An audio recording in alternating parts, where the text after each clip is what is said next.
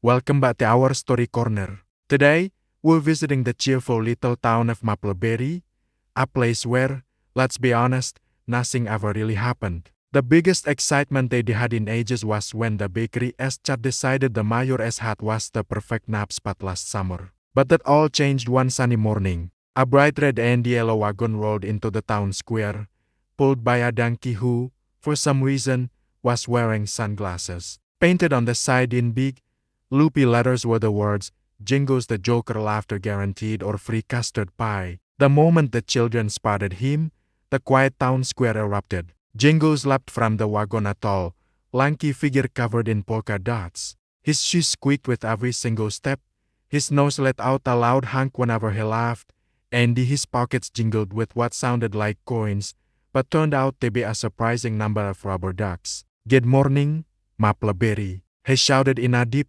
booming voice that seemed far too loud for the peaceful town. "Who's ready for absolute nonsense?" And just like that, he played a little fanfare on a kazoo. The kids screamed with pure delight. The parents, however, looked a bit more concerned. Mrs. Appleby, the town librarian, was overheard whispering, "Oh dear, you still haven't cleaned up from last year's confetti disaster." Jingles kicked off his show with a simple trick.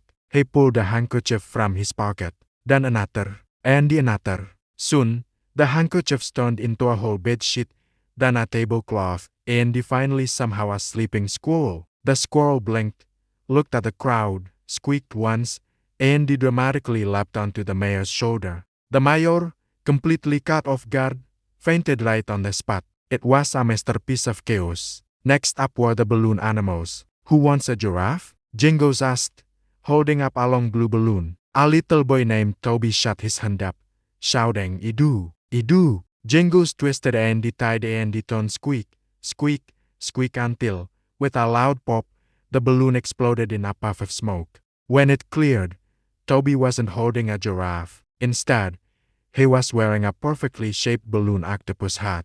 Toby looked confused. "That's not a giraffe," he said. Jingles puffed out his chest proudly. "It's a Giraffopus, a very rare species." The kids howled with laughter. Even the donkey in sunglasses snorted. But the grand finale was yet to come. Jingles rolled out his biggest act, the custard catapult. It was a huge wooden contraption, painted pink and green, with a giant spoon-shaped arm. "Behold," he announced, striking a dramatic pose, "the latest in pie-throwing technology. Guaranteed 97% AIM accuracy." A voice from the crowd asked, "Who tested it?" Jingles replied cheerfully, "My lawyer," as he loaded a wobbly custard pie. He aimed carefully at a target painted on a fence and began the countdown. 3, 2, 1 splat. The pie completely missed the fence. It soared through the air and landed squarely on Mrs. Appleby. A stunned silence fell over the square. Then, dripping custard from her glasses, she calmly sighed, "Well, he did skip breakfast."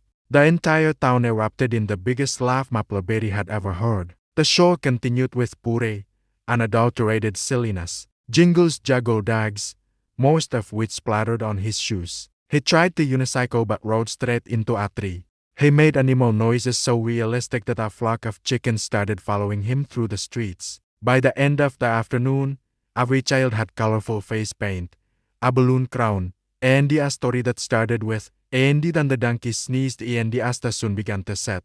Jingles took a deep, theatrical bow. "Thank you, Mapleberry. You've been disastrously delightful." The kids cheered, and someone threw a handful of confetti into the air. With a final honk of his nose and a mischievous wink, Jingles climbed back onto his wagon. He shouted, "Next stop, total chaos," and he rode off into the sunset, his donkey now sporting a brand new balloon hat. As the pink evening sky settled over Mapleberry, the kids were still giggling. The mayor, having recovered, looked around at the joyful mess and sighed with a smile, "I think we'll need more pies next year." What a wonderfully chaotic day. I hope you enjoyed that story as much as I did. If you want more fun tales, make sure to hit that like button and subscribe to our channel. Thanks for watching, and we will see you in the next story.